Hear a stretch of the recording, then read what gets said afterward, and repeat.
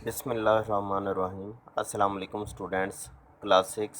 आज हमने mathematics exercise 1B करनी है और 1B एक्सरसाइज में क्वेश्चन नंबर 1 है find highest common factor. ICF find करना है। तो बच्चों, जिन क्वेश्चन में भी हमने आईसीएफ कैलकुलेट करना है तो उस क्वेश्चन में दी हुई तमाम नंबर्स या तमाम एक्सप्रेशन, यानी जिसका भी हमने आईसीएफ या एलसीएम कैलकुलेट करना है, तो पहला काम है कि उन नंबर्स को फैक्टराइज कर लिया जाए। जो भी नंबर दिए जाएं जिनका भी आईसीएफ कैलकुलेट करना हो, उनको फैक्टराइज कर लिया जाए और प्राइम फैक्टराइजेशन करनी है। प्राइम फैक्टराइजेशन मीन कि जब हमने किसी नंबर को डिवाइड करना है किसी दूसरे नंबर पर, तो वो प्राइम नंबर होना चाहिए। जैसे क्वेश्चन नंबर 1A में 12 एंड 30 दो नंबर दिए गए हैं और कहा गया है कि इनका एसीएफ फाइंड करें। तो हम सबसे पहले 12 और फिर 30 को फैक्टराइज करेंगे। 12 को फैक्टराइज किया 12 को 2 पे डिवाइड करके। जब 12 को 2 पे डिवाइड किया गया आंसर 6 आया। 6 को अगेन 2 पे डिवाइड किया गया, आंसर 3 आया। 3 को अगेन 3 पे डिवाइड किया गया, आंसर इज़ 1। तो 12 is equal to 2 into 2 into 3।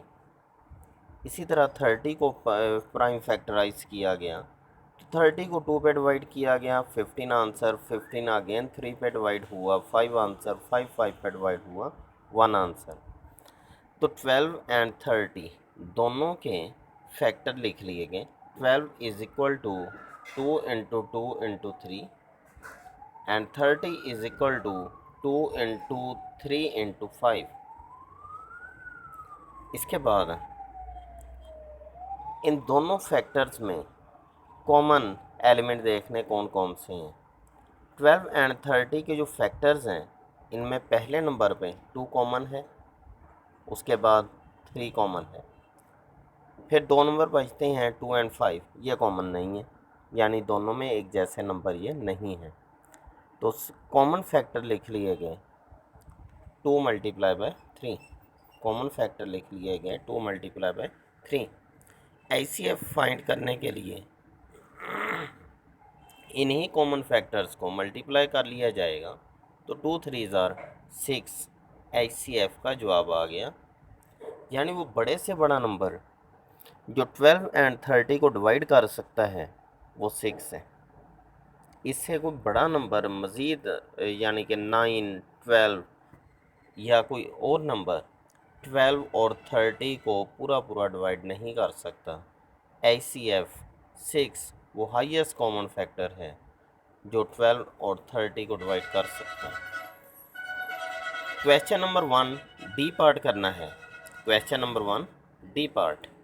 अब क्वेश्चन नंबर 1 डी पार्ट में 3 नंबर दिए गए हैं 77, 91 एंड 143। तो तीनों नंबरों को फैक्टराइज कर लिया जाएगा। जब 77 को फैक्टराइज किया गया तो 77 7 पे डिवाइड होता है। 7 11 ज़ार 77 आ गया। 11 अगेन 11 पे डिवाइड होगा और किसी नंबर पे डिवाइड नहीं हो रहा,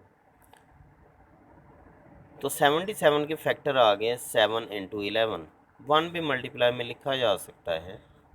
91 के फैक्टर्स आ गए 7 इंटू 13। तो 91 के फैक्टर उसके सामने लिख दिए गए 1 इंटू 7 इंटू 13। इसी तरह 143 को जब डिवाइड किया गया 11 पे तो जो अब 13 मिला, 13 पे डिवाइड होता है, जो अब 1 मिला। 143 is equal to 1 into 11 into 13। 143 के फैक्टर लिख लिए गए। अब बेटा इन तीनों फैक्टर्स जो 77, 91 एंड 143 के सामने लिखे गए हैं, इन तीनों में सिर्फ 1 कॉमन है, इसलिए कॉमन फैक्टर हमारे पास 1 आ चुका है। कॉमन फैक्टर हमारे पास 1 आ चुका है। एचसीएफ इज इक्वल टू होता है कॉमन फैक्टर्स को मल्टीप्लाई करके जवाब देना होता है, मगर यहाँ पे कॉमन फैक्टर में सिर्फ 1 ही लिखा हुआ है, तो इसलिए एचसीएफ 1 आ गया। 77, 91 एंड 143 का ACF हाईएस्ट कॉमन फैक्टर 1 आ चुका है। अब हम 1B एक्सरसाइज क्वेश्चन नंबर 2 करते हैं। क्वेश्चन नंबर 2 में find the lowest common multiple, पहले फैक्टर था अब मल्टीपल फाइंड करना है यानी LCM। ACF और LCM में बहुत मामूली सा फ़र्क है। ACF में हमने सिर्फ और सिर्फ कॉमन फैक्टर देखने होते हैं और कॉमन फैक्टर्स की जो मल्टीप्लिकेशन है उनको मल्टीप्लाई कर दिया जाए या उनको इंडेक्स फॉर्म में लिख दिया जाए, वो हमारे पास ACF का जवाब आ जाता है। जबकि दूसरी तरफ LCM में पहले कॉमन फैक्टर देखे जाते हैं और उसके बाद uncommon. LCM is equal to हो जाता है common factors multiply uncommon factors. जो कॉमन फैक्टर्स हैं उनको मल्टीप्लाई कर दिया जाएगा उन तमाम फैक्टर्स से जो कॉमन नहीं हैं, तो हमारे पास LCM का जवाब आ जाता है। अब क्वेश्चन नंबर 2 फर्स्ट पार्ट में दो नंबर दिए गए हैं 24 एंड 30 और कहा गया find the common multiple, least common multiple mean LCM find करें। तो सबसे पहले 24 एंड 30 को प्राइम फैक्टराइज किया गया। 24 2 पे डिवाइड हुआ, आंसर 12 आया। 12 अगेन 2 पे डिवाइड हुआ, आंसर 6 आ गया। और 6 अगेन 2 पे डिवाइड हुआ, आंसर 3 आ गया। 3 को 3 पे डिवाइड करके आंसर 1 लिखा गया। इसी तरह 30 2 पे डिवाइड होने के बाद 15 आंसर देता है। 15 3 पे डिवाइड हुआ, 5 आंसर आया। 5 पे डिवाइड हुआ, 1 आंसर मिला। 24 के फैक्टर्स उसके सामने लिख लिए गए। इसी तरह 30 के जो फैक्टर्स हैं उसके सामने 2 × 3 × 5 लिख लिया गया। अब बेटा दोनों जो फैक्टर्स लिखे गए हैं इनमें कॉमन हमारे पास 2 है और 3 है। कोई और फैक्टर इनमें कॉमन नहीं आ रहा, एक जैसा नहीं है दोनों में। तो पहले कॉमन फैक्टर 2 × 3 लिख लिया गया। उसके बाद LCM का फार्मूला पहले कॉमन फैक्टर लिखे गए 2 × 3 और उसके बाद अनकॉमन फैक्टर जो कि 2, 2 एंड 5 बच गए थे उनको लिखा गया।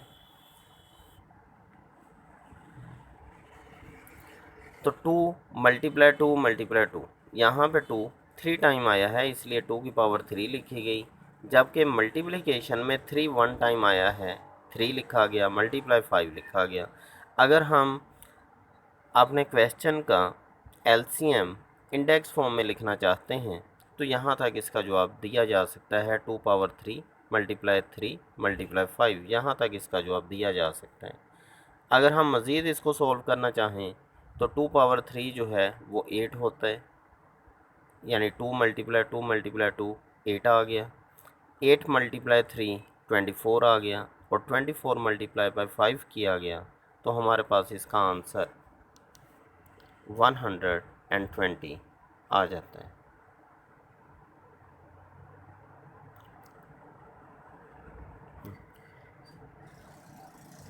इसके बाद हमने एक्सरसाइज 1B का ही क्वेश्चन नंबर 2 और उसका D पार्ट करना है। क्वेश्चन नंबर 2 D पार्ट, इस पार्ट में भी LCM ही फाइंड करना है, मगर अब 2 की बजाय 3 नंबर आ चुके हैं हमारे पास जिनका LCM फाइंड करना चाहते हैं। तो पहले की तरह ही तीनों नंबर्स को फैक्टराइज किया जाएगा।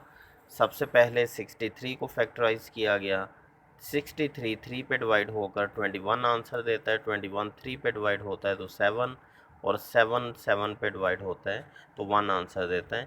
63 के फैक्टर आ गए 3 × 3 × 7। 80 2 पे डिवाइड हुआ, 40 आंसर। 42 पे डिवाइड हुआ, 20 आंसर। इसी तरह जो 80 के फैक्टर्स हैं वो 2 × 2 × 2 × 2 × 5 आ जाते हैं। उसके बाद 102 के जो फैक्टर्स हैं वो हमारे पास हैं 2 × 3 × 17 आ गए। सबसे पहले 63, 80 और 102 तीनों में देखा गया कोई नंबर कॉमन है, तीनों में कोई ऐसा नंबर है जो एक जैसा हो, नहीं, तीनों में नहीं है। उसके बाद LCM में सिर्फ ऐसा कर सकते हैं कि LCM में पहले तीनों में कॉमन, उसके बाद दो नंबरों में कॉमन देखा जाता है, यानी 63 और 102 इन दोनों में 3 और 3 कॉमन है। इसी तरह 80 और 102 में 2 और 2 कॉमन है। इसके अलावा कोई नंबर हमारे पास कॉमन नहीं आ रहे।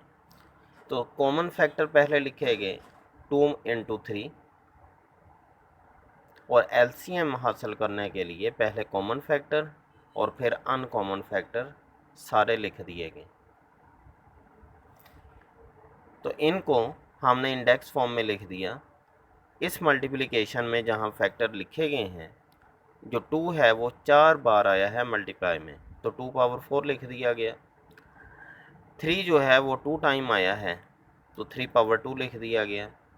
5 1 टाइम आया, 5 लिख दिया गया, मल्टीप्लाई 7 मल्टीप्लाई 17।